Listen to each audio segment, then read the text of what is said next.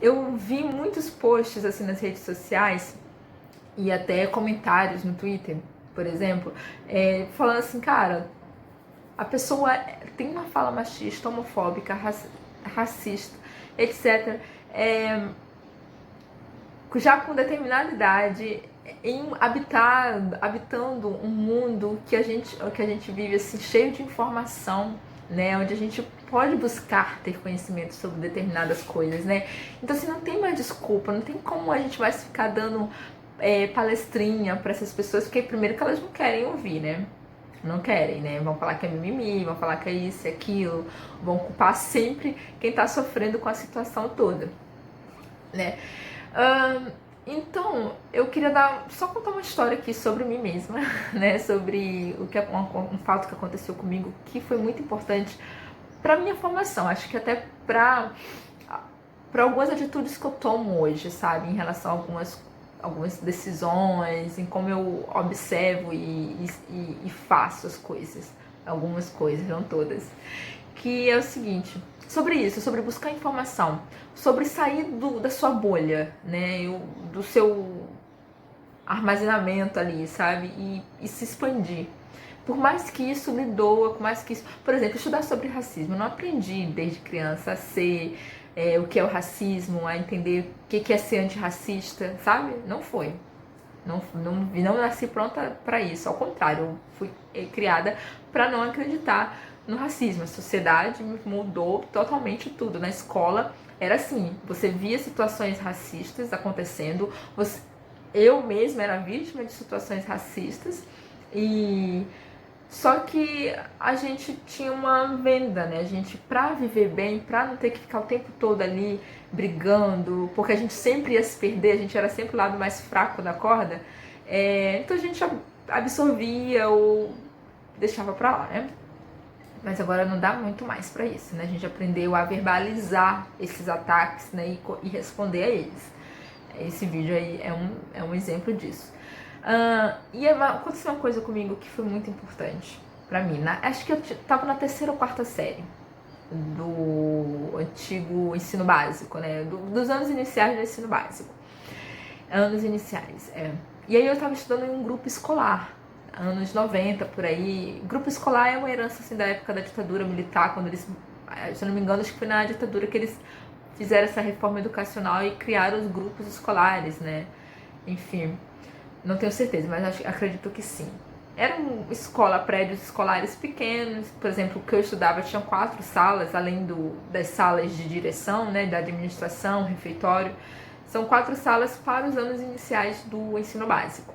Ou seja, eu só estudava ali até a quarta série, depois ia procurar outra escola com ensino fundamental.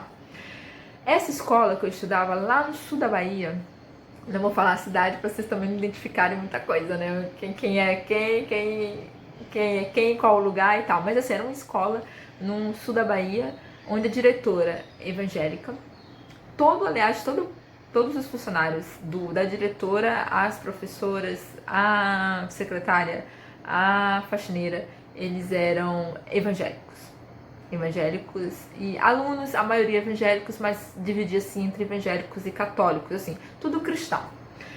E aí o que acontece é que eu tinha uma aluna, né, nova assim, pra escola, que acho que ela era até mais velha que eu, porque ela era mais alta, não sei. Ela tinha parecido ser bem mais madura, assim, até do que eu. Então, e ela tava um ano na frente. E aí, quando essa menina chega na escola e tal, durante um tempo, a gente não andava junto porque éramos turmas diferentes. Mas as minhas amigas ali no grupo ali onde eu ficava, já chegou pra mim, assim, não só pra mim, assim, pra todos ali no geral, e começou a falar mal dessa menina, né? Mal como? Ela é macumbeira, ela faz coisas do demônio, ela, enfim, começaram a até a roupa dela, porque ela ia muito de branco, né? E sempre com saião branco, assim, bem quase cigana, assim, né? Pra escola e tal. E eu fiquei assim, tipo, na época eu era muito tímida, eu só fui perder minha timidez quando eu entrei pro teatro. E agora fazendo esses vídeos, mas normalmente eu sou tímida. E aí o que acontece é que eu não me aproximei tanto dela, porque eu fiquei sabendo coisas horrorosas sobre isso, de ser macumbeira, não sei o que, papapá. Mas aquilo me intrigava muito, porque eu admirava aquela garota. Eu admirava ela ter o cabelo curto, por exemplo, achava super massa ela ter o cabelo curto, porque eu era da igreja, então assim, a gente não podia cortar o cabelo, né? Então meu cabelo sempre foi comprido. Então eu vi assim, nossa, ela, né? Ele com o cabelo liso, assim, né? Quase de índio, assim, curto, achei super bonito. Ele era uma morena bonita, assim, cor de jambo mesmo, sabe? Mais escura que eu, cor de jambo. Lindíssima garota. E eu ficava assim, tipo, né? Não posso falar com ela, né? Primeiro porque eu tava com...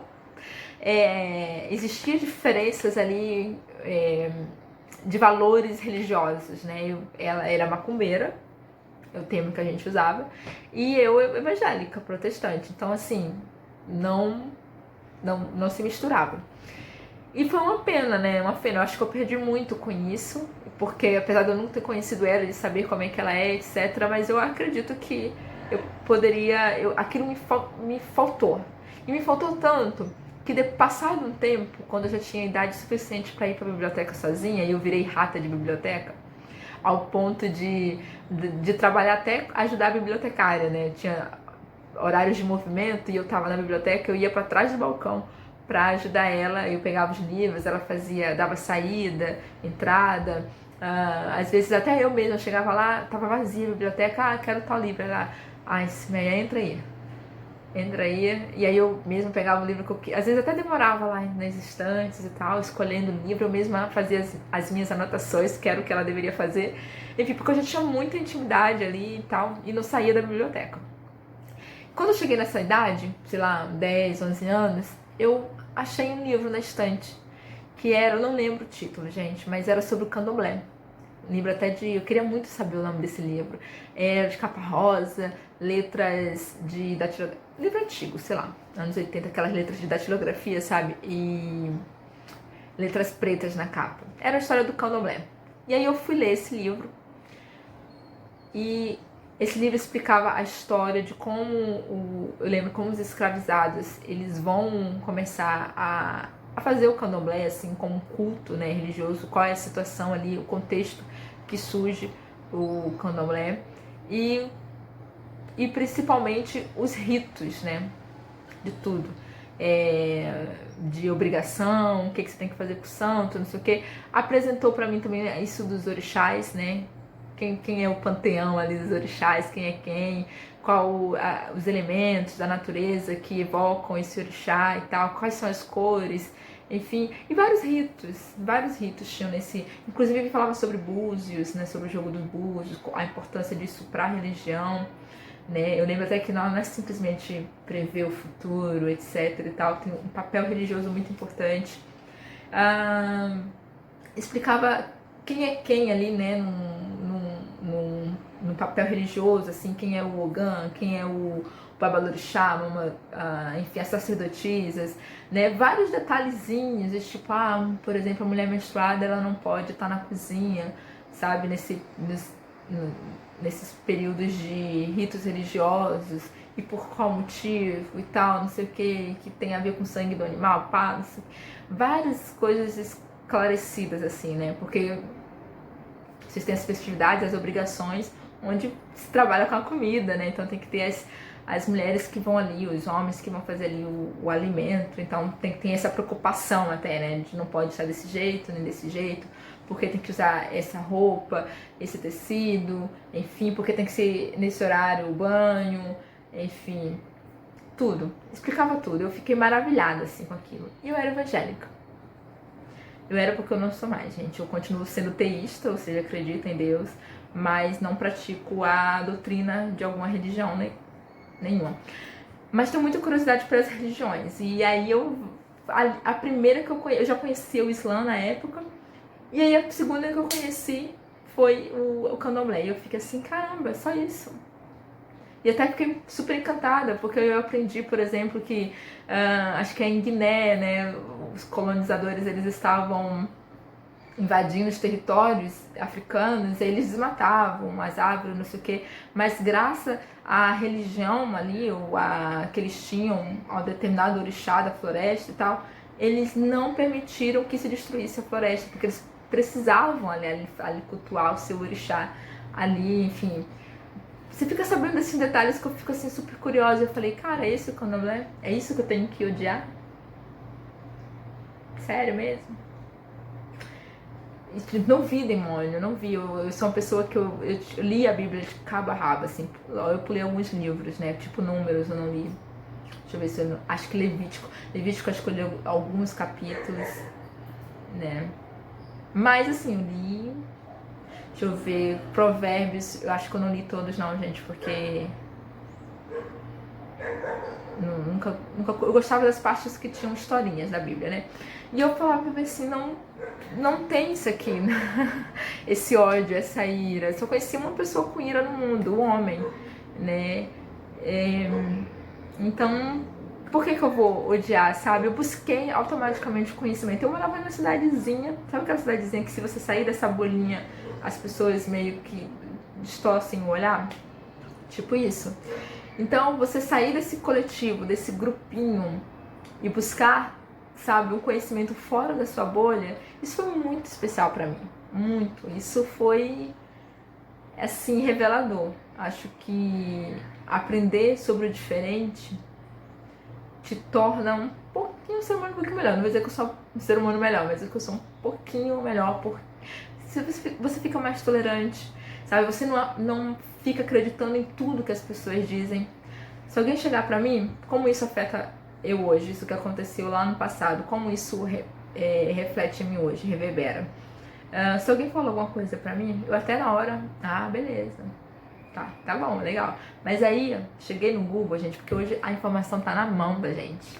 Cheguei no Google e pesquisei, entendi. Não peguei no primeiro link que aparece, não. Eu folhei os links que falam prós e contras, sabe? Pra você mediar também a sua decisão, saber sobre isso, conhecer a causa disso, sabe? Do que aquela pessoa tá falando. E aí você tem uma ideia. E eu não vou dizer nem que é uma ideia, uma verdade absoluta, mas você tem a sua própria ideia, não ir pela manada, não ir pelo coletivo, assim, sabe? Se o grupo tá dizendo isso, eu tenho que seguir isso. Eu sei que é difícil porque às vezes a gente tem, falei isso até no vídeo anterior, a gente tem isso de querer a aceitação, de querer ser aceito em algum lugar, em alguma tribo, algum grupo, algum coletivo. Então a gente que meio que naturalmente tem que seguir as regras dessa tribo, né? Na época eu pertencia a um grupo religioso, então naturalmente eu tinha que seguir as doutrinas, né? Então não tinha como escapar disso, né? E quando eu pude escapar, por exemplo, quando eu fiz 18 anos, eu falei assim, não consigo mais seguir essas doutrinas, não converge mais com o que eu sou, com o que eu busco, eu rompi, né? Fiz 18 anos e fui saindo aos poucos, quando saí definitivamente aos 19, mas assim, fui aos poucos me separando, porque aquilo não cabia mais em mim, eu não concordava com muitas coisas. Então a gente tem que fazer isso. Eu sei que às vezes é muito difícil esse processo de sair do coletivo, né? Sair do grupo, porque a gente é um animal social, a gente gosta de se relacionar, conexão é muito importante. Ninguém consegue viver sozinho, isolado. Ninguém é uma ilha, né? Mas a gente também não é uma bolha, né? A gente tem que circular por outros caminhos e outros meios. A gente tem que conhecer o outro, sabe? Para poder ter uma opinião formada, né? Não é só consumir o que os outros estão falando, sem dar oportunidade de uma outra posição. Você tá me entendendo? A gente tem que buscar informação. Hoje em dia não dá mais pra... eu sou homofóbico, não gosto de viado porque viado é nojento, homem com homem, mulher com mulher, não combina, não é isso, não é da natureza. E aí você não observa o que você tá falando, né? Você tá julgando sem conhecer o outro, como se o outro fosse muito fácil, né? Uma sociedade heteronormativa que diz que tem que ser homem com mulher, por exemplo, o cara chegar e dizer assim, não, eu gosto do homem mesmo, sou homem, gosto de homem, sou mulher, gosto de mulher. O quanto isso é um processo também difícil e o quanto que as pessoas têm que sofrer e até morrerem por causa desse processo, sabe? De não aceitação.